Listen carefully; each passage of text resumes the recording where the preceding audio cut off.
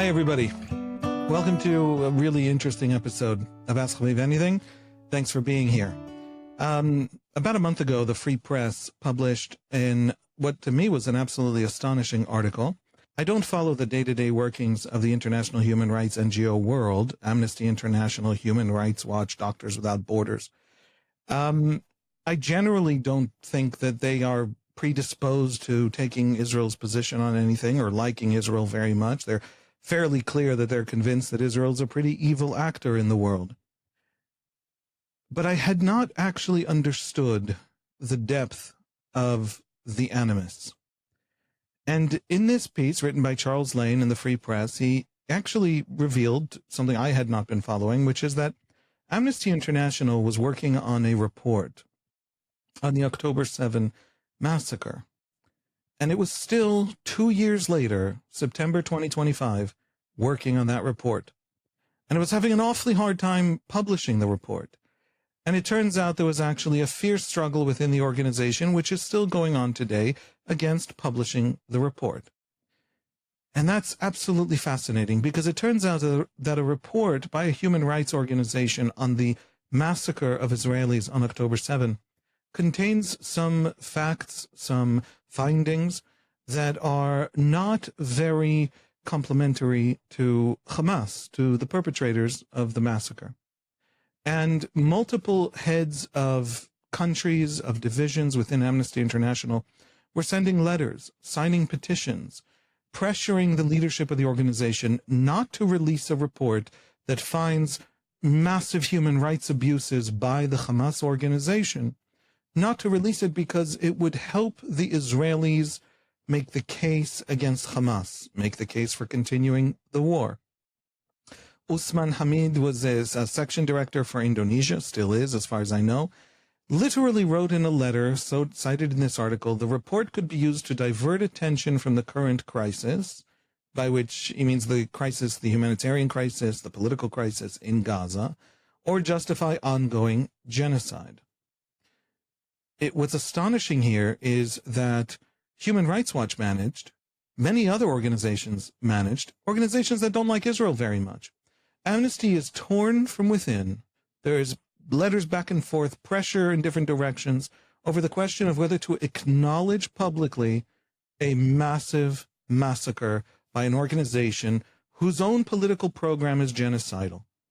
If we reveal that to the world, Amnesty is concerned, then the other side will continue a war. It's another, since then, that was about a month ago, late September, since then, I came across an article in Fox News in which Alain Desteche, I'm definitely mispronouncing his name, apologies, who was a doctor with Médecins Sans Frontières, meaning Doctors Without Borders in the 1980s, and was the Secretary General of Doctors Without Borders in the 1990s. And he told Fox News in an interview, I'll put all these links, by the way, in the show notes, that MSF worked with Hamas in Gaza, and that it wouldn't have done so in the 90s, and that it wasn't the same organization that it was 15 years later, and that collaboration at the same time, MSF actually came out and publicly raged against the Gaza Humanitarian Foundation for working with the Israelis to feed Gazans, while MSF worked hand in hand on the ground with Hamas. That kind of partisanship, he said, was new, and it has become a biased, partial, and militant organization. That is a quote. I asked Danielle Haas, a senior editor at Human Rights Watch from 2009 to 2023, who worked in New York, worked in Israel. She was based in the program office, which oversees all of Human Rights Watch's global and thematic work. She edited a wide range of publications, oversaw production of the organization's flagship annual book, which is the World Report on the State of Human Rights in the World, and is now a critic of Human Rights Watch. I asked her to join me, and together with Danielle Balson, who was Advocacy Director for Europe and Eurasia at Amnesty International USA from 2017 to 2023, when he resigned in protest from Amnesty in the immediate aftermath of Hamas's October 7 attacks. He's based in Washington. He was Amnesty's chief lobbyist for the region. He engaged Congress, the White House, talking about human rights crises, from Russia's invasion of Ukraine to the fall of Afghanistan to the Taliban. And both Daniel and Danielle have a lot to say about these organizations, that a growing number of data points that have come to my attention, and I'm not following this. This is making the mainstream press. These have become, I want to ask, I suspect, I believe, I'm coming around to really believing, not just on the narrow issue of Israel, which I have some understanding of and have some views about, and really believe that they've failed us, but everywhere, deeper than just a specific conflict. They have become something partisan. They have become not what they were supposed to be. So we're going to get into that. I'm really glad that Daniel and Danielle are here. We're going to crack that open. Before that, 1 minute of sponsor. I just want to say thank you to the Kleinman family of Manhattan, who asked us to dedicate this episode to the memory of the 64 residents of Kibbutz Kfar Aza who were killed, and the 19 members of the kibbutz who were kidnapped on October 7. They asked to add in their words this brief dedication. After a recent visit to the kibbutz and spending time with one of the few remaining residents, we were overwhelmed by the devastation and meaningless loss of life. The destruction in the youth area was particularly horrendous, given the proximity to the Gaza border. That was the area closest to Gaza. On the other hand, we were impressed by stories of the bravery of the members of the community who tried to defend against the terrorists. We support the rebuilding of the kibbutz and those members of the kibbutz that decide to return and rebuild, and pray for the return of the bodies of the hostages still being held in Gaza. Thank you so much to the Kleinman family for that dedication. Danielle, how are you? Thank you for joining me. Thanks. Thank you so much for having me.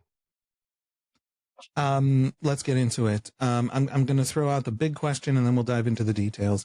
The data points are mounting. These organizations take sides in conflicts. And I don't mean take sides, always siding with, whoever isn't violating human rights, or willing to critique whoever is violating human rights because it's about a human rights standard. We're seeing now in the October 7 report at Amnesty and in 100 other things that we're going to get into, they're willing to cover for, they're willing to hide, they're willing to pretend not to see massive massacres and human rights violations if it doesn't fit a larger political program. What happened? What happened to the NGO human rights world that you come from, you grew up in, you care about? We've talked about this before this episode. What went wrong? Is it fair? Am I characterizing it fair? Have they really gone off the reservation that way, or what's going on there? Yeah, sure. Happy to share a couple of things. I understand, especially from following the media, from speaking with friends who are in Israel, that Israelis don't much care about what Amnesty or Human Rights Watch says. There's a narrative, and not altogether unfair narrative, that these are organizations that are always against Israel. They're going to be critical of Israel no matter what Israel does. But they should care. And the reason they should care is because both Amnesty and Human Rights Watch, as part of this human rights duopoly, maintain a tremendous amount of power sway. Their reports, their outputs, their statements have massive consequences. These are organizations, they have elite reporters on speed dial. These are organizations whose staffers meet with policymakers, members of Congress, the Senate, the White House routinely. This was my job when I was at Amnesty International. That's how I know. They're also forming the future of American thought on these questions. Amnesty specifically is a grassroots organization. There are hundreds of chapters of Amnesty International around the country in high schools and universities. I got my first taste of international affairs working as the treasurer for my high school's Amnesty International club. So right now, there are thousands of American young people, teenagers, young adults who are writing their members of Congress, who are writing their senators, the executive branch, and demanding that the U.S. government take steps to isolate Israel, cut it off diplomatically, cut it off militarily, under the Amnesty International moniker and the Amnesty International brand. They're tremendously consequential. Now, in terms of what happened, I think that there are a number of things that have happened with respect to Amnesty. First of all, we've been sort of privy to some of these riots, these violent uprisings on college campuses, episodes where Jews were intimidated, harassed. The people who are behind these demonstrations, they don't just disappear into the ether upon graduation. They get jobs. And one of the most prestigious places where a young activist might be able to land is Amnesty International. So some of these ideas, these perspectives, are functionally imported into Amnesty. Now, it's important to note that Amnesty International has changed. It changes quite a bit. And that's because as an organization that's functionally subservient to the interests of its donor class, its volunteer grassroots base, it has to chase the most recent current thing that is driving popular attention. The people who fund and support Amnesty are disproportionately highly progressive. They're retirees and students who have time to dedicate to such things. So in practice, this means that when climate was sexy, Amnesty was a climate organization. I was there when they handed their Ambassador of Conscience Award, their top honor, to Greta Thunberg back in her previous iteration. In the mid-2010s, it became a policing organization because that's what was interesting. It then, at the start of the pandemic, morphed into a public health organization. I remember very well sitting in on meetings of people scrambling and saying, what are we going to say about the pandemic? We don't have a written track record on this. And then in 2020, following the killing of George Floyd, it became a racial justice organization.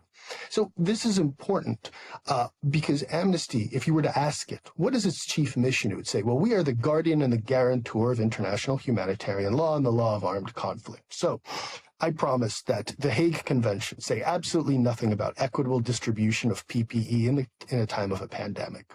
The Hague Conventions do not also touch on carbon trading or fossil fuel emissions. But that doesn't matter. That all fundamentally becomes subservient to chasing this next high and the next high of whatever's in the media and whatever is the main story. So, of course, when October 7th happened, Amnesty International became an anti-Israel organization. And I should say perhaps not became, but really accented that line of its thinking. Danielle, you spent many years in Human Rights Watch. Is that how it works at Human Rights Watch? Human Rights Watch has really been coming after Israel for a very long time. I have to say, every single person on this call, I think I'm saying something correct, please correct me if I'm wrong, thinks that Israel does a lot of things wrong and has publicly criticized Israel over the years quite a bit.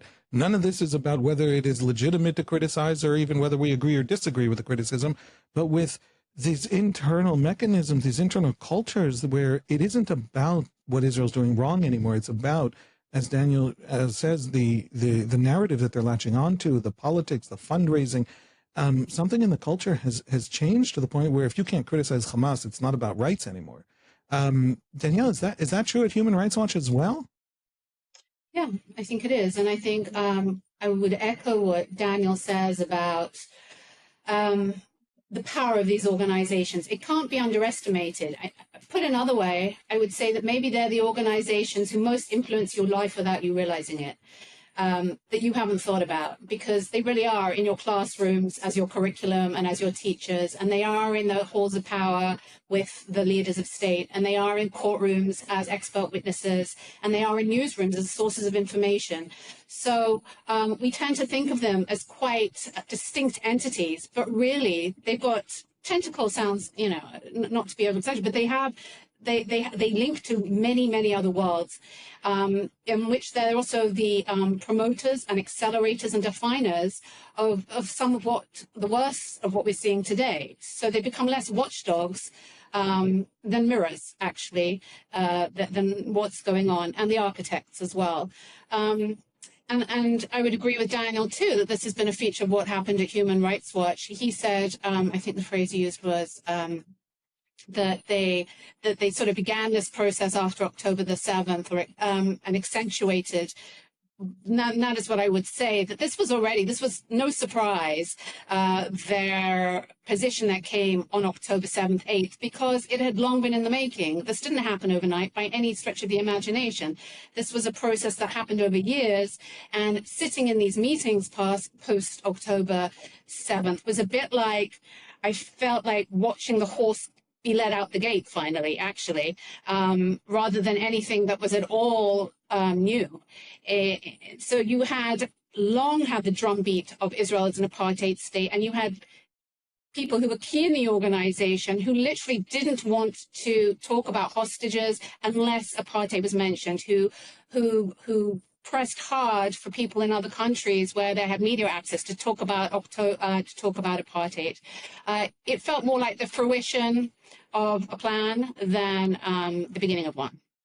There was in Haaretz very recently an op-ed by Yariv Mohar, who was one of the heads of Amnesty's Israel chapter. These are people who are, I think, in terms of Israeli political spectrum, on the far left, on the radical left, maybe even, and they really stand athwart Israeli society. They stand almost in opposition to nearly the totality of Israeli society at a time of a real political mobilization for a war that most Israelis understood as an existential war. The Israelis, on the news in the West, the war looks like it's basically contained in Gaza. It is not, to the Israeli mind, just Gaza. It is Iran, it is Hezbollah, it is hundreds of thousands of missiles aimed at our cities. It is a genuinely massive existential threat being built out by genocidal enemies out to destroy us. And Amnesty's Israel chapter was standing there screaming, you can't misbehave in Gaza, you can't have airstrikes that you don't check better, you can't, there are things that are being done terribly wrong in Gaza, screaming that to an Israeli society that was frankly having trouble listening, and certainly in the immediate aftermath of October 7. And because Amnesty then came out last year with the determination that there was a genocide happening in Gaza, and the Israel chapter was not willing to sign on to that specific determination, which Amnesty claims is not a political or religious or spiritual or dogmatic, but in fact a legal determination. And because the Israel chapter, which actually, if you're a member of the Israel chapter of Amnesty, you've lost friends. Nobody who is a member of any Amnesty office in Geneva or in New York is losing friends over it. Amnesty, because they wouldn't say the word genocide, and they said everything else about what's happening in Gaza that Amnesty wanted, literally shut them down, literally cut them out. And this person, Yariv Mohar, who was kicked out of basically Amnesty with that Israel chapter being shut down or kicked out of the system, publishes an op-ed now where he points out that Amnesty has nothing to say about Hamas coming out of the tunnels and just murdering all of its opposition in Gaza. Not just collaborators with the Israelis, just people who randomly took to social media. What is happening inside an organization that makes it unable to come out and say, maybe Hamas are bad guys? You know what? Maybe the Israelis are monsters, but how could you literally be incapable of saying Hamas are bad guys? What is happening there? What drove that kicking out of the Israelis? Well, I should just say, I've met Yariv. He worked with my dad. My dad was chairman of Rabbis for Human Rights for a while. I have a little bit of a foot in the door of this activist leftist world inside Israel. Doesn't matter where my opinions are. I know these people. I respect these people. I'm astounded that Amnesty could throw overboard people who actually sacrifice for the cause, unlike any of the people who work at Amnesty. What is happening to this organization? I think there are can I go? Sorry, Tanya. There are a few things going on as to why that could happen. One is that they are unregulated fiefdoms, these organizations. So despite saying that there is transparency in this due process, there was no due process that occurred in the shuttering of the Israel chapter whatsoever, nor did they have to answer to anyone when they did it. It was absolute retribution, pure and simple, getting rid of people who they didn't want in the first place and getting rid of essentially of a country they didn't want represented in their organization. So it goes to absolutely how they operate without any accountability. But also it goes to the fact that these organizations are essentially civil religions. They have all the markings of a religion in point of fact. They have their they have their ecumenical briefs in the form of reports. They have their leadership and their saints in the form of the people who established the movement, Peter Benison of Amnesty and Eleanor Roosevelt and so on. They have their jargon, they have their rituals and their processes, and as actual religion has declined, so human rights has filled that space. And so when you speak out against a religion, you are excommunicated from the religion. And that is what happened to the Israel chapter of Amnesty, and that these organizations that were founded based on exegesis and debate, if you look at the founding and the formation of the Universal Declaration of Human Rights, they were going back and forth constantly about all sorts of things. What were rights? Who should they apply to? It was built into the fabric of human rights to discuss it and argue it. And actually what's happened, it's become dogmatic, it's become extreme and messianic, and therefore the head of Amnesty can get rid of an entire chapter of its organization. So I have two questions. One is, but nevertheless, you're getting rid of, you are weakening within Israeli society the people advancing your cause within Israeli society. Now, maybe Amnesty thinks that all it needs to do to end the Gaza war or to change Israeli behavior is convince their best friends in New York that they go drinking beers with. Maybe that's what they're going to be, how they plan to end the Gaza war. But arguably, it would be more useful to engage Israelis on ending the Gaza war. That arguably, what would cause you to kick the Israelis doing that work, willing to carry your banner in a society slightly hostile to you because you're very hostile to them? They're the ones you throw under the bus? The prejudice, I hear what you're saying, Danielle, that is exactly what it feels like to me, but it's concerning to hear it from you, from within, who lived in this Human Rights Watch world, who believed in it. But they don't care about these Israelis who want to carry their banner into Israeli society. That tells me they don't even care about Gazans, because it's not about actually ending the Gaza war, it's about feeling good about themselves. Am I going too far? So that's, exactly right, because you're asking the exactly right question. Why would Amnesty International, an organization that's nominally committed to tackling abuses by the government of Israel, terminate a chapter full of some of the government of Israel's loudest critics? These are people who spent their career criticizing the occupation, the military's use of force, the Israeli government's treatment of civil society. And I'll admit I was puzzled by this for quite some time as well. And I think the reason it's puzzling is because any advocacy strategy, look, I work in advocacy, in lobbying, in public affairs for a living. And anybody who's in this universe will tell you that any advocacy strategy, for it to be successful, needs to take into account the real concerns of its target. Even in situations of substantive disagreement, you want to understand your target's limitations, their fears, their concerns, so you can help influence them and move them. So once you realize this, it becomes clear that Amnesty's closure of its Israel chapter was not some action it took out of the blue. It was merely the kind of coup de grace, the concluding final act of a long-term strategy, which has been to alienate virtually every single individual organization in the Israeli mainstream that is involved in the policy-making process. Amnesty has no supporters in Israel. It has nobody who will pick up its phone calls, engage it, listen to it, let alone implement its decisions. Why? Why is that good for Palestinians, that Amnesty can't get an Israeli to pick up the phone? It's not. Because the answer is that shaping Israeli policy is not the goal of Amnesty International. If it was, it would start having conversations about, why is the IDF using 10,000-pound bombs in Gaza, not 5,000-pound bombs? Those have a smaller blast radius, there'll be less civilian damage. And that's a reasonable discussion to have. But that's not the discussion Amnesty wants to have. It wants to have a discussion about words like apartheid. It wants to have a discussion about genocide, because the goal is not to actually shape outcomes in Gaza for Palestinians, or military decision-making, or how Israel structures its kill chain. That's not the exercise here. The goal is to win plaudits, support, retweets, donations from a group of like-minded organizations and cliques. That's the fundamental goal of its framing, of its analysis, of its advocacy. It works in a certain social milieu. The people operating this social milieu So it becomes this very bunker-like hive mentality. You see this play out on the advocacy standpoint all the time.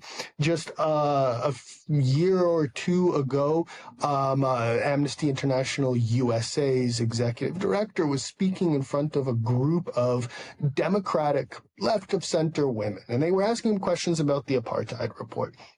And somebody asked him if he believes Israel should exist as a Jewish state. And he, not being Jewish, was sort of brazen enough to come out and say, well, listen, no, I think most Israelis would be far more comfortable living in a non-Jewish state. Obviously, who is he to say something like this? This resulted in massive pushback. Every single sitting Democratic member of Congress wrote a letter condemning him. But the more interesting question is, well, why would you say such a thing? And the reason you would say such a thing is because when 90% of your conversations are within this closed, like-minded bubble of intellectual allies, you sometimes cross wires and mistake one audience for the other. And when you say certain things that might work well in your WhatsApp group or your Signal group to the broader public, that's incredibly alienating. But at the end of the day, it doesn't impede the goal. And the goal is Amnesty's fundraising efforts and Amnesty's coalition and relationship building efforts. I mean, I would say it was more than that. I think there are ideological missions of these organizations that they want to execute.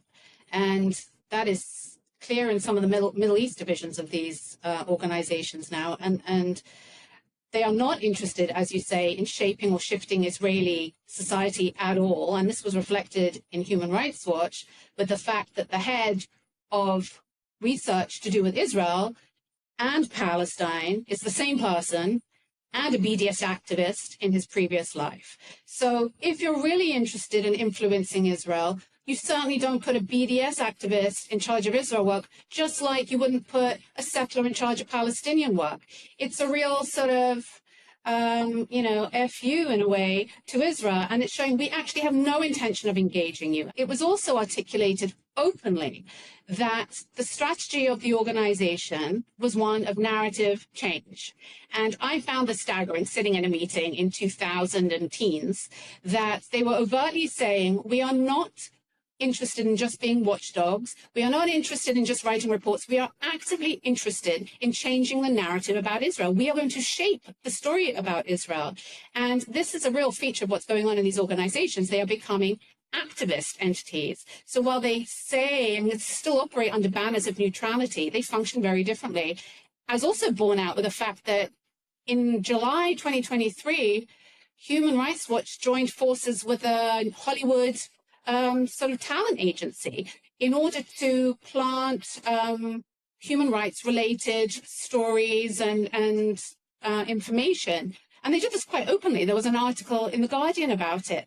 Now, when you think about this happening in July 2023, and then there's October 7th, 2023, and they've got this pipeline, a narrative pipeline going to not only Hollywood, but influencers that you would recognize and things like this, then you are seeing a far different kind of operation than one we've all come to think warmly in our hearts as being the human rights organizations of old.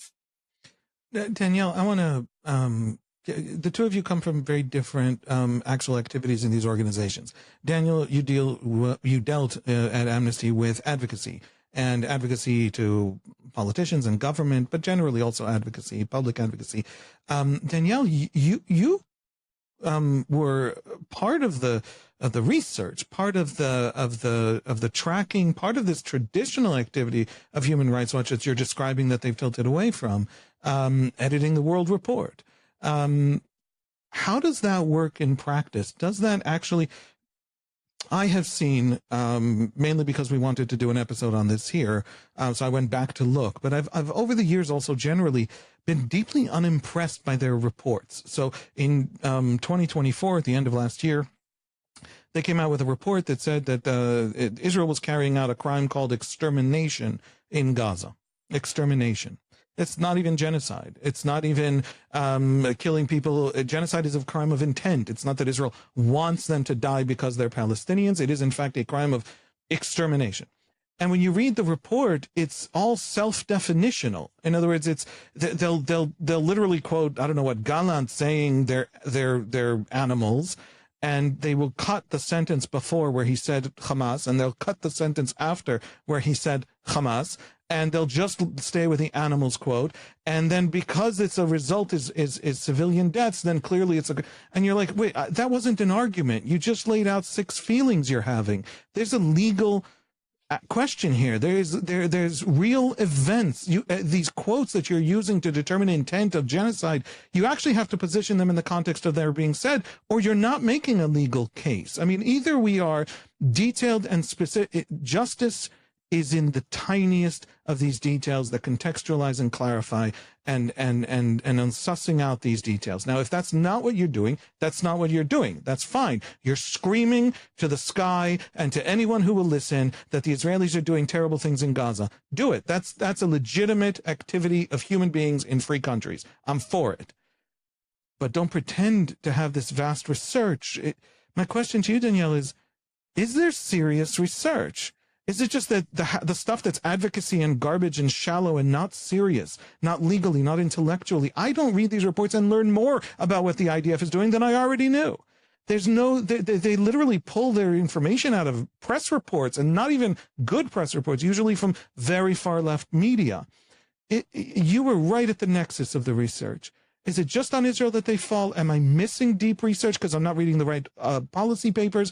Or is this how they talk about everything everywhere? Do these organizations actually do serious research as they claim? Well, I think they certainly have trainings in research, and they have standards, written policies and standards about research. But I think it's fair to say that it is incredibly variable. And it's also, when you say research, your mind tends to go to some form of academic process or some sort of rigor. They certainly use rigor in the terminology of their own work. Absolutely is not rigorous or in any way on the same sort of level as academic research. It is not. I'll tell you what it is and what it isn't. So what it is, it does have sort of processes, and it has an editing process in the organization, and it has a sort of theoretically guidelines about methodology. But within those, there's no one really checking whether much of that is actually implemented. So you can get reports. I'll talk about the World Report. I'm sorry, just to clarify, you mean there are processes that you're supposed to follow when writing a report about Indonesia. Forgive me, Indonesia, I just pulled a random country. And there's nobody checking that anybody's doing it. You know what? I've been too polite until now. It's garbage. You read a report from Human Rights Watch, and if you're someone who knows the material, you know that they pulled it out of tweets. You know that it's literally just their buddies telling them it is that they use language that is, uses words, as you say, like rigor, but there's no there. I learned nothing from these reports. I want to know if my army is screwing up massively. I think the Israeli army in Gaza has, in several points, committed crimes. I'm absolutely convinced of it. I've seen the videos. I think the Israeli army at several points or the Israeli government has made decisions that were wantonly cruel to Palestinians beyond what the war effort required. I've put out, podcast episodes about it. I am totally willing to hear that a war in the middle of a civilian population isn't being fought as it should be fought.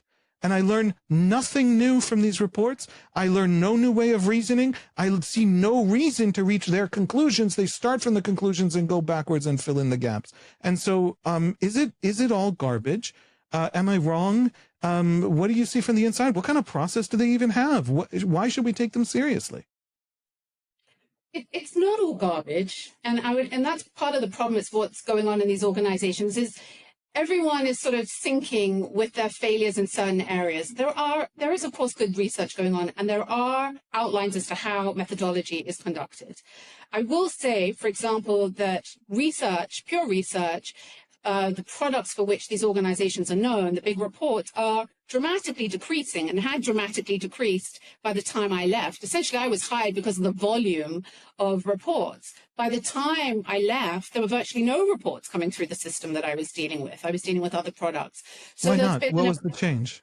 the change was an absolute shift towards social media, towards op-eds and shorter, more bitey pieces. And and that's significant in terms of methodology, because social media stuff didn't go through the legal process, the legal scrutiny that reports did. So reports would go through the most rigorous process, social media, tweets, the least. And of course, that's where the volume is and the eyes are going.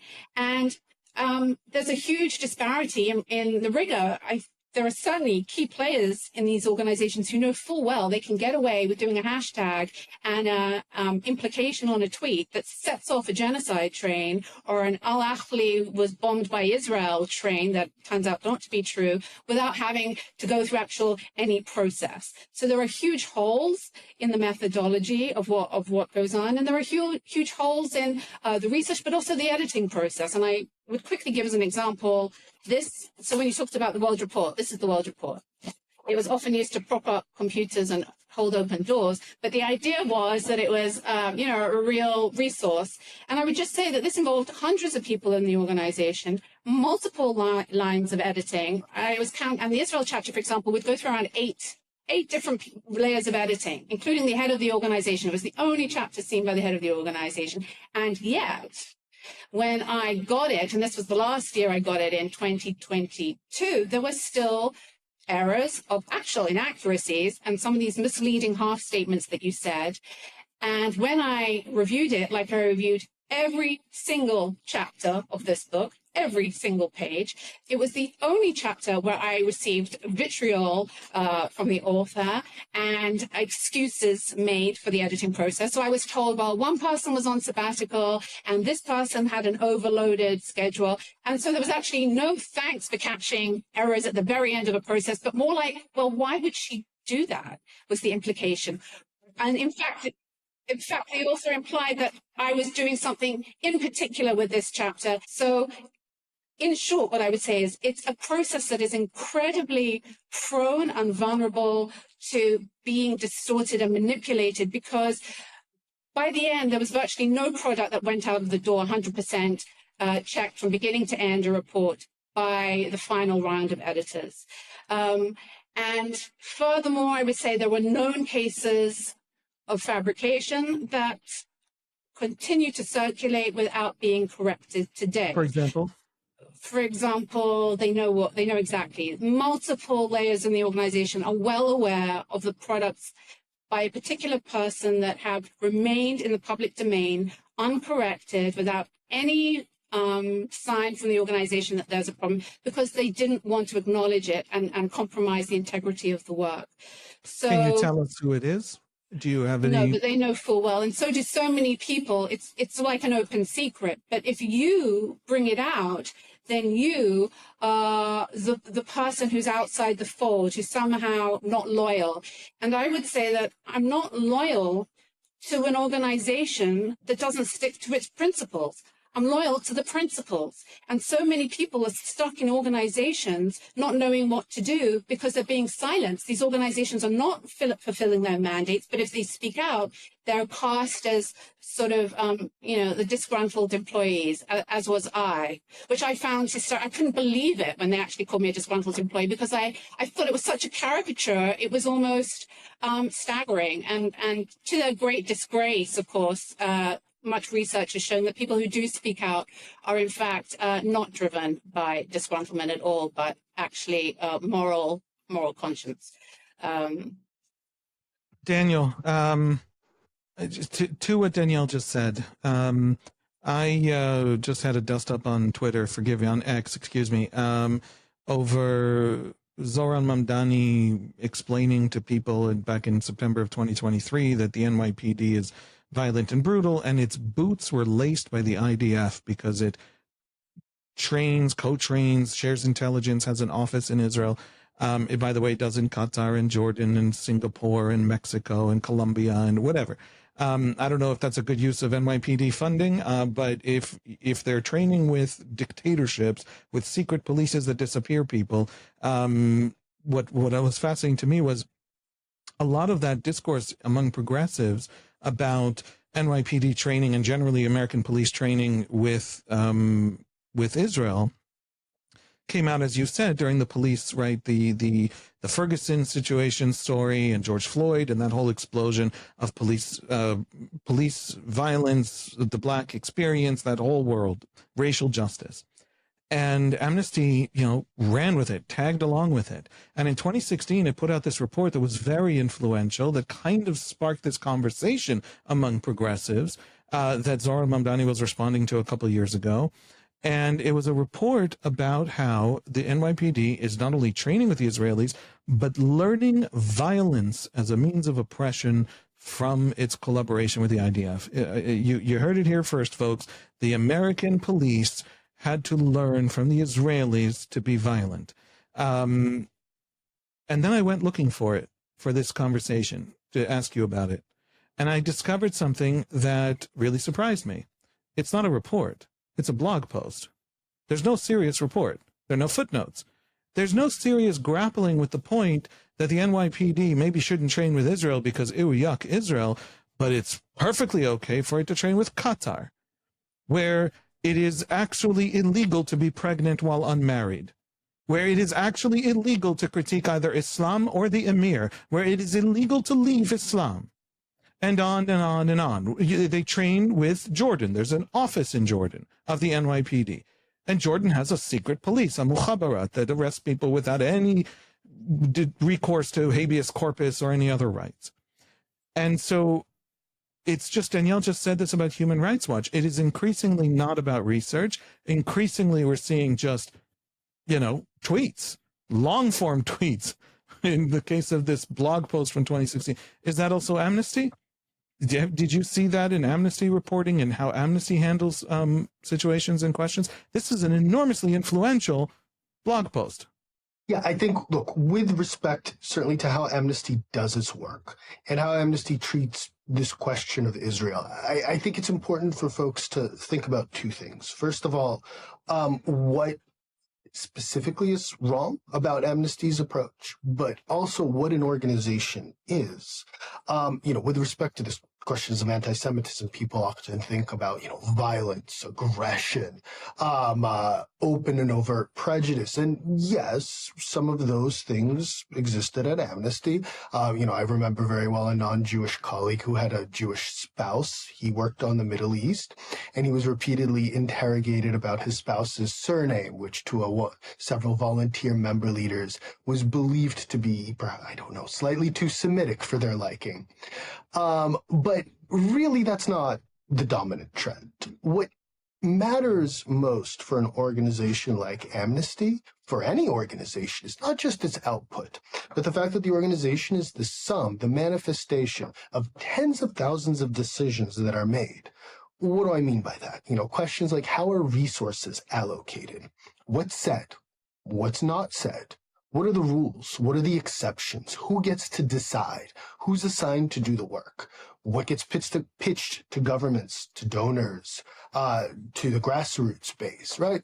So it's in the answers to these questions for an organization long before it releases a report or a tweet that it starts to go wayward. Let me just share a couple of examples. So in 2019, a gunman in Jersey City walked into a kosher store and shot, I believe, killed one or two people. But there's several people killed. There's several people injured.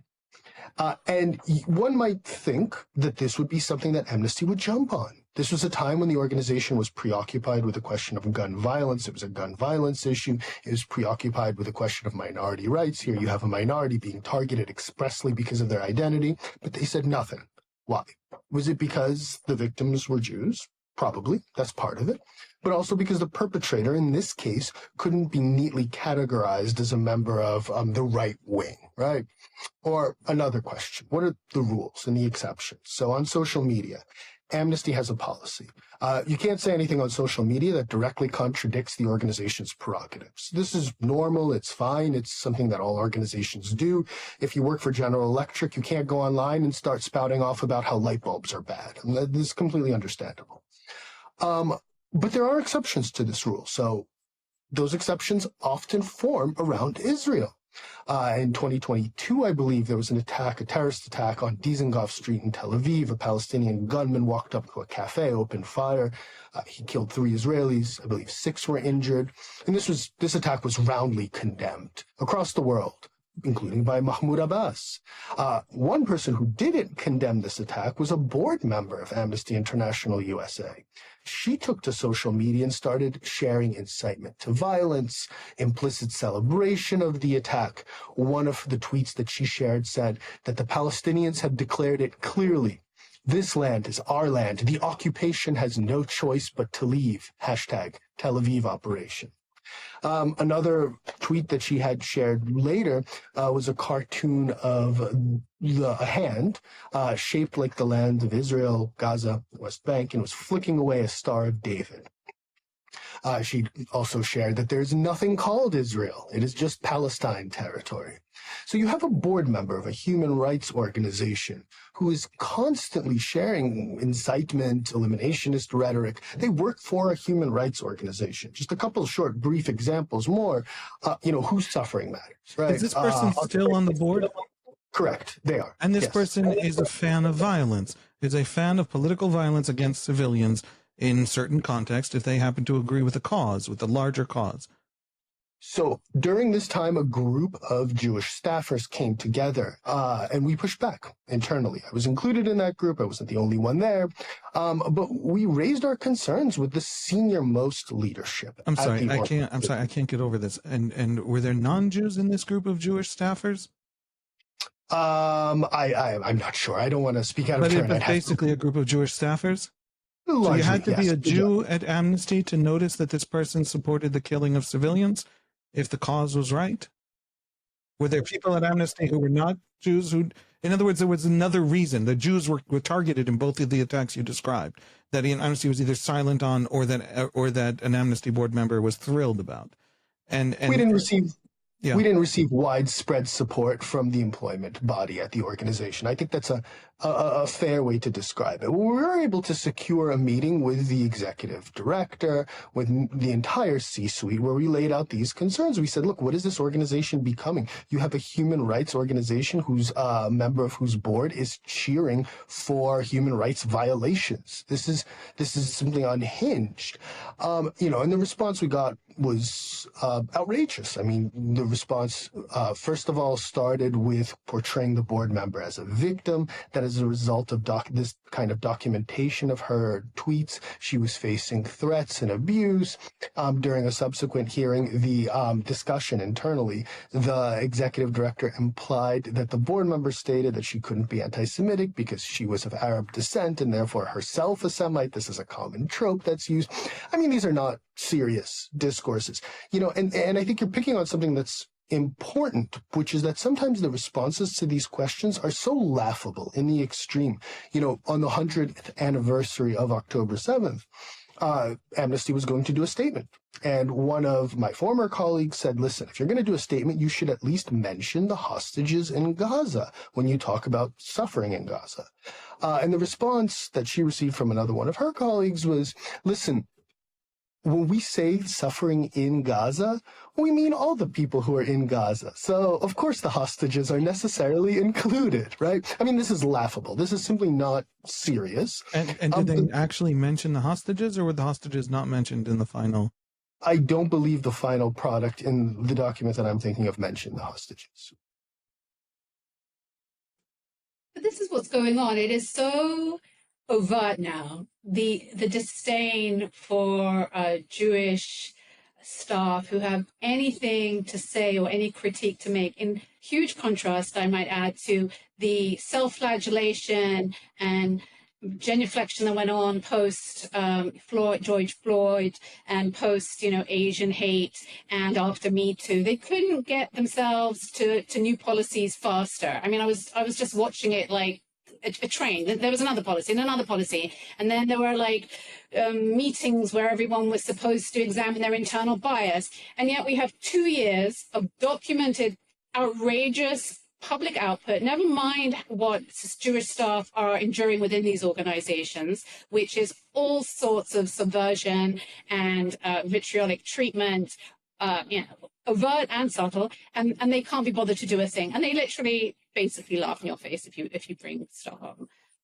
Our time is running out. Even though I feel like each single individual story I want to dig into. Danielle, you have spoken out about these organizations. Danielle, I think this is your very first time publicly critiquing Amnesty. Is that right? I was quoted, I believe, in a few articles before, but I think this is the first long-form discussion I'm having on the subject. Do you, either of you, still believe in human rights NGOs? Do you think they're repairable? Do you think they should be repaired? Do you think they should deal with human rights rather than particular political platforms? You know, the thing about Jews is to me, maybe the most damning, and not because I think it's anti-Semitic per se, but because that shows me that the rot comes from these progressive hierarchies of legitimized victimhood. So it's whether you're white or not white, whether you are powerful or not powerful, whether you deserve to have your story examined or don't deserve it and should shut up because, you know, you have privilege. That progressive academic sort of saturating academia, that kind of progressive hierarchy of legitimacy is what you're describing, took over these places. And so it's just this total failure. They don't produce legal analyses of crimes and rights and problems. They just don't even try. They don't even bother. They basically rely on nobody ever reading the report and noticing there's nothing in them. They basically rely on everybody's brains having been hardwired by social media to only want social media. And so they never have to go deeper than that and are allowed to just exist in this in-between space, essentially riding on the respectability they earned in a previous generation when they would do the hard work and could be trusted to do the hard work. Can they be fixed? Should they be fixed? Do we even need them anymore? Or are they just part of the infrastructure of this kind of collapse into some of the worst ideas that are now percolating through the American sense-making elites? I mean, we need human rights. Start there. We need human rights.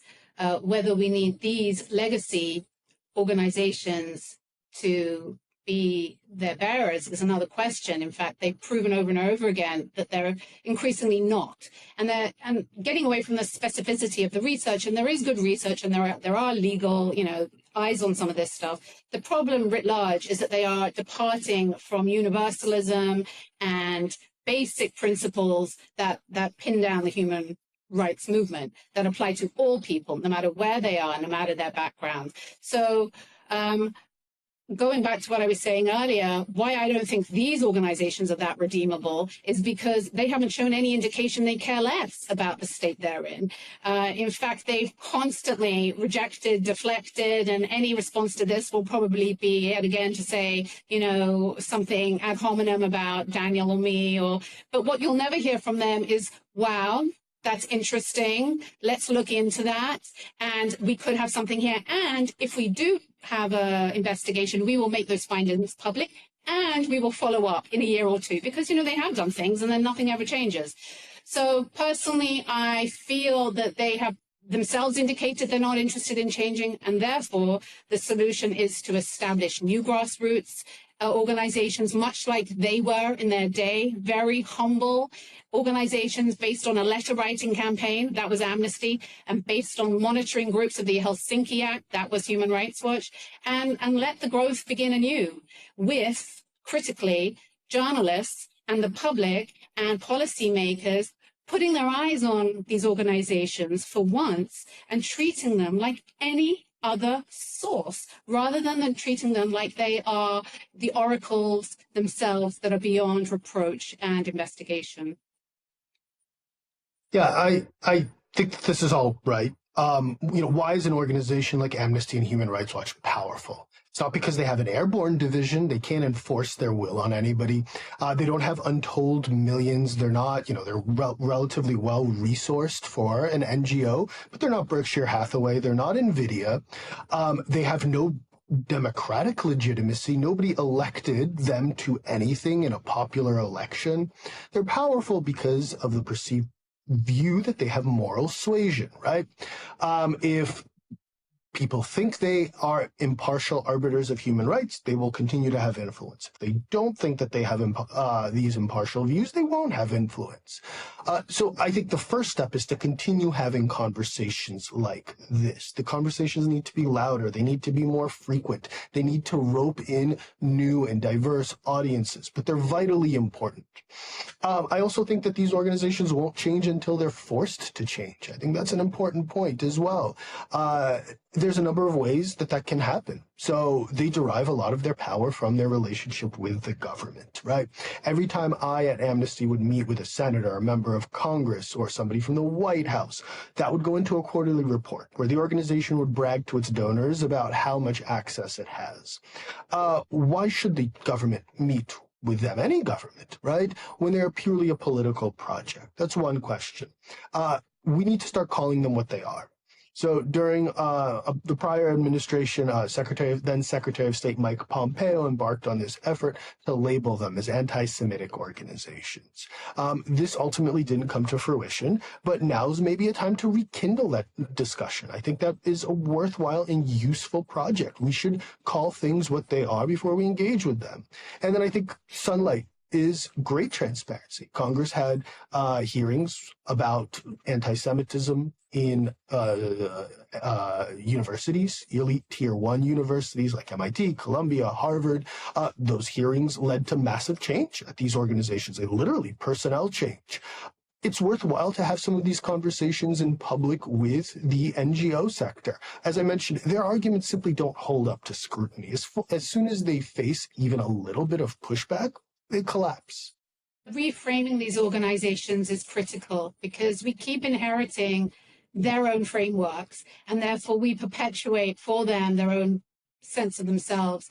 They are not human rights organizations so much as they are human rights businesses. And I think that's an accurate description that they couldn't even argue with. And it gives a far clearer understanding to a public audience of what they are, in that they have financial consideration and ideological pressures and operational considerations, and they simply need to be honest about this. They can't operate in Gaza without operating under Hamas, and they are not honest about that. When you read a product, it reflects consideration of operational constraints.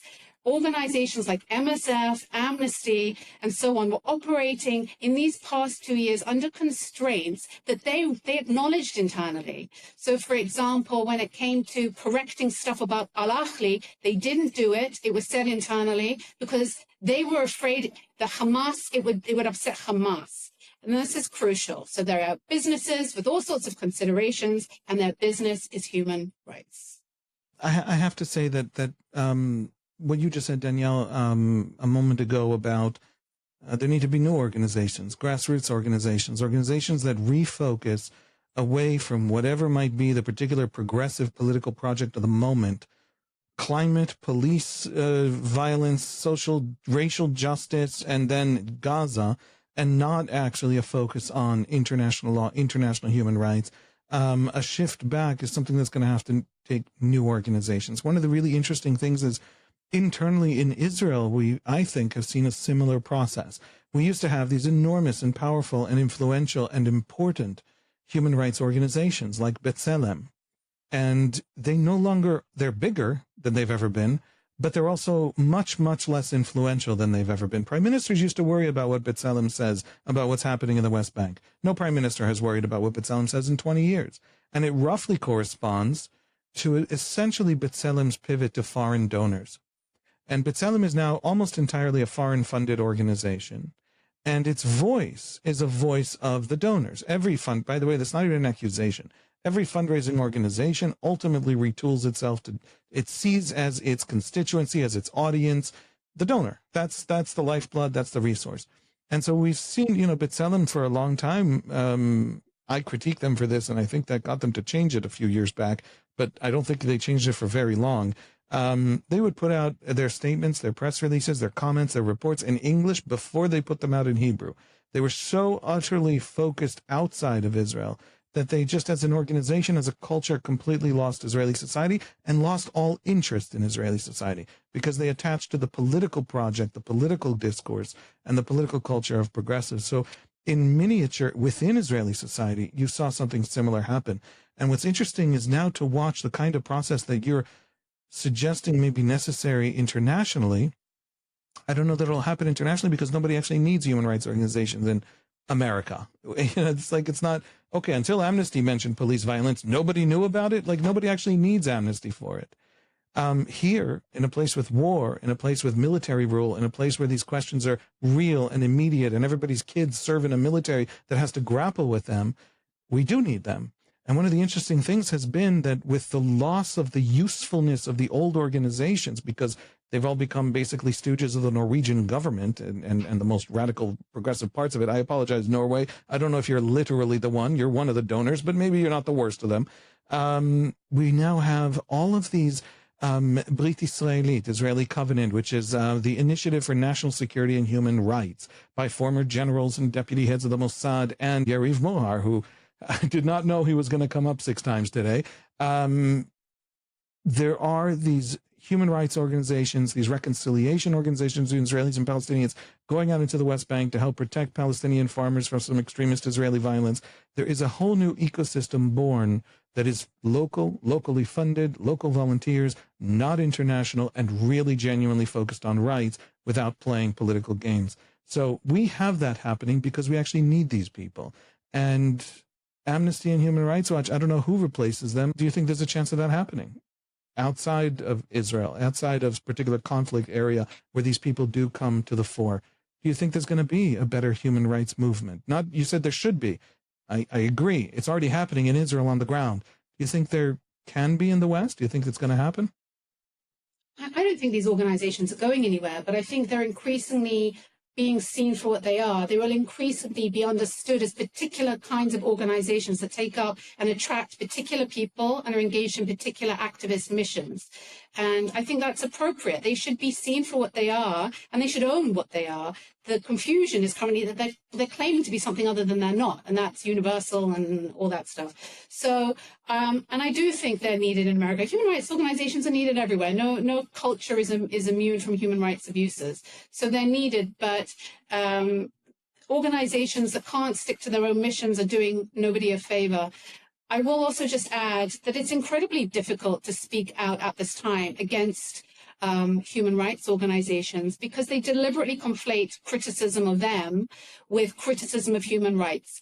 This is a very sensitive time when there are really bad actors clamping down on human rights organizations in other parts of the world. And they sort of, unfortunately, have used this as a loophole to get away with no scrutiny whatsoever. There is a difference between people who believe in human rights and who know these organizations, criticizing them, and bad dictator actors who are trying to clamp them down for political reasons.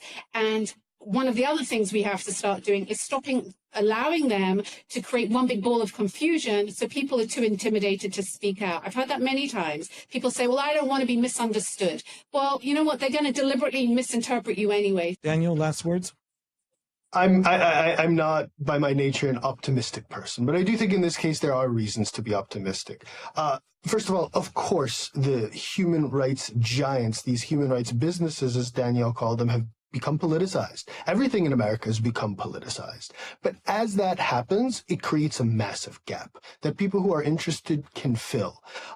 Look, we're seeing some of the same things play out on other sides of the civil society sector in the U.S. with the ACLU.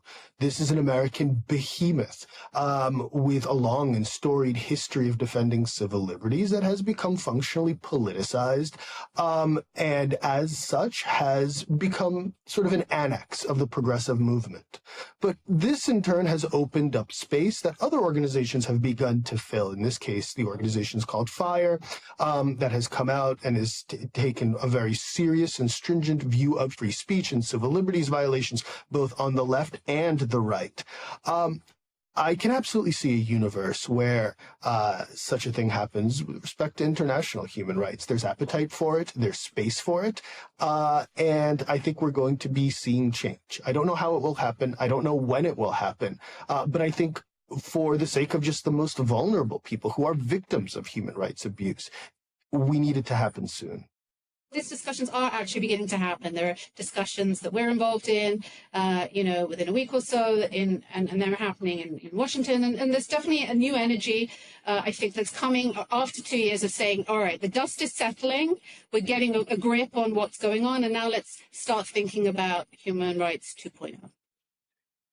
The test for me of whether this is a new human rights discourse and not just old political discourse that, hates me, is whether they want to talk to me as an Israeli, whether they come to me and say, hey, you need to change what you're doing. Here's what you're doing wrong. And that's stuff that I can take to my people and say, hey, we need to look at this. We might be doing this wrong. And when they're interested in changing the reality rather than just their own morality plays, then that will have happened. Thank you so much, Danielle. Thank you so much for joining me. This was eye-opening for me. I come away with it very frustrated, but we're hopeful.